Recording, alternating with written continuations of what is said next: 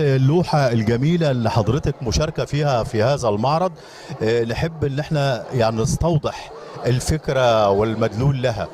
تيمة المعرض عن السلام، وهذه اللوحة زي ما احنا شايفينها هي بتتكلم على فلسطين. طبعا الجدار الحجري ده هو اللي بيمثل القدس اللي هي البلد القديمة، وطبعا خلفية المسجد الأقصى وقبة الصخرة، أشجار الزيتون. الفكرة من هذه اللوحة ان طول عمرنا عارفين ان حمامة السلام لونها أبيض شايلة غصن الزيتون وبتطير بيه.